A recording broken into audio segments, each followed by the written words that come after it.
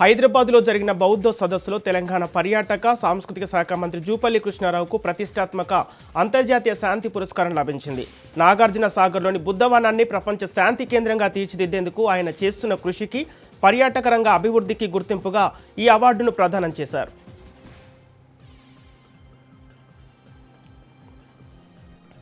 ప్రస్తుత ఎమ్మెల్యేలు కూటమి ప్రభుత్వంలో బాధతో ఉన్నారని వైసీపీ మాజీ ఎమ్మెల్యే వాసుపల్లి గణేష్ కుమార్ అన్నారు. జగన్ పాదయాత్రతో చంద్రబాబుకు సినిమా చూపిస్తామన్నారు. చంద్రబాబు పాపాలను ప్రశ్నించడానికి తమకు తగిన వేదిక లేదన్నారు.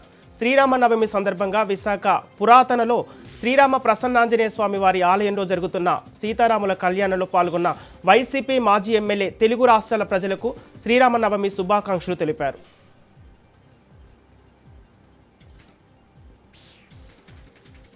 దేశవ్యాప్తంగా డీలిమిటేషన్కు కేంద్రం సూత్రప్రాయంగా ఆమోదం తెలపడాన్ని స్వాగతిస్తున్నామని జనసేన ఎమ్మెల్యే వంశీకృష్ణ శ్రీనివాస్ అన్నారు.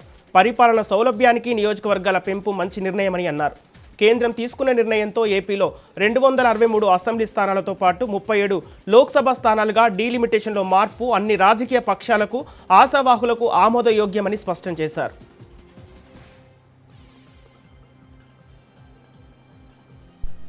ఉమ్మడి తూర్పుగోదావరి జిల్లాలో వైసీపీ ఫైర్ బ్రాండ్ నాయకుడు అంబటి రాంబాబు పర్యటన రాజకీయంగా ప్రాధాన్యత సంతరించుకుంది. మండపేట నియోజకవర్గంలో ఆయనకు ఘన స్వాగతం లభించింది. ఎమ్మెల్సీ తోట త్రిమూర్తులు ఆధ్వర్యంలో పెద్ద ఎత్తున వైసీపీ నాయకులు, కార్యకర్తలు, అభిమానులు, కాపు సంఘం నేతలు పాల్గొని అంబటి రాంబాబును స్వాగతం పలికారు. రాజమండ్రి సెంట్రల్ జైల్లో ఉన్న సమయంలో కూడా తోట త్రిమూర్తులు ఆయనకు అండగా నిలిచి రాష్ట్ర వ్యాప్తంగా యువకులను సమన్వయం చేసినట్లు పార్టీ వర్గాలు చెబుతున్నాయి. జైలు నుంచి విడుదలైన తర్వాత అంబటి రాంబాబు ఇంటికి వెళ్లి భరోసా ఇచ్చిన త్రిమూర్తులు ఇప్పుడు ఆయన పర్యటనను ఘనంగా నిర్వహించారు.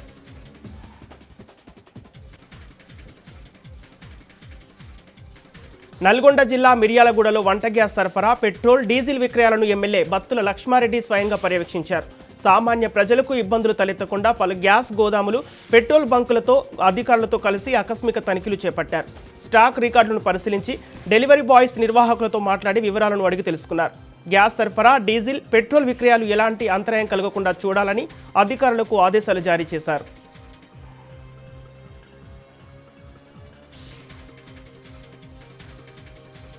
నల్గొండ జిల్లా మిర్యాలగూడ పట్టణం హనుమాన్పేటలో ఉన్న హెచ్పీ పెట్రోల్ బంకులో లీగల్ మెట్రాలజీ అధికారుల ఆకస్మిక తనిఖీలు నిర్వహించారు.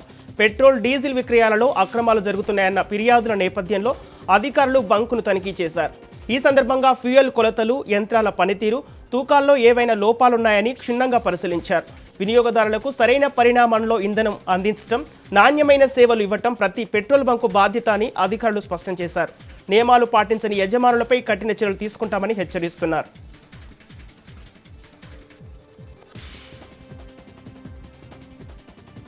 జనగామ జిల్లా పాలకుర్తి వాల్మీకి దేవస్థాన గుట్టపై సీతారాముల కళ్యాణం కన్నుల పండుగగా జరిగింది.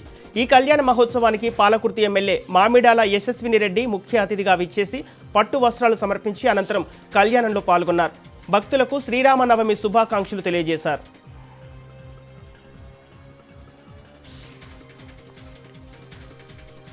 మహబూబాబాద్ జిల్లాలో గిరిజన హక్కుల కోసం పోరాడిన కుంజ రాము 22వ వర్ధంతి వేడుకలు జరిగాయి. కొత్తగూడ మండలం మోకాలపల్లిలో జరిగిన ఈ కార్యక్రమంలో రాష్ట్ర మంత్రి సీతక్క పాల్గొని రాము చిత్రపటానికి పూలమాలలు వేసి నివాళులర్పించారు. ఈ సందర్భంగా మంత్రి సీతక్క భావోద్వేగానికి లోనయ్యారు. గిరిజనుల హక్కుల కోసం ప్రాణత్యాగం చేసిన కుంజరామును స్మరించుకోవటం తమ బాధ్యత అని ఆమె అన్నారు. అణగారిన వర్గాల కోసం పోరాడిన నేతల ఆశలను కొనసాగించడం తమ కర్తవ్యమని స్పష్టం చేశారు.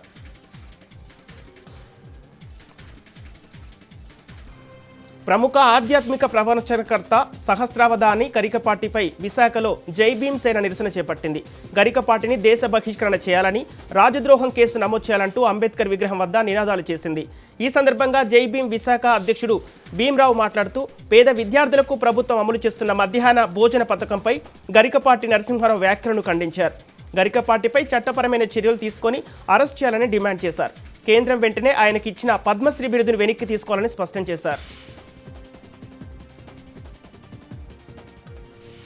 కాసుల కక్కుర్తి, అధికారుల నిర్లక్ష్యం వెరిసి మట్టి మాఫియా ఆగడాలకు అడ్డు అదుపు లేకుండా పోతుంది. రాత్రింబవళ్లు అనే తేడా లేకుండా యథేచ్ఛగా సాగుతున్న ఈ అక్రమ రవాణా సామాన్య ప్రజల ప్రాణాల మీదకు తెస్తోంది.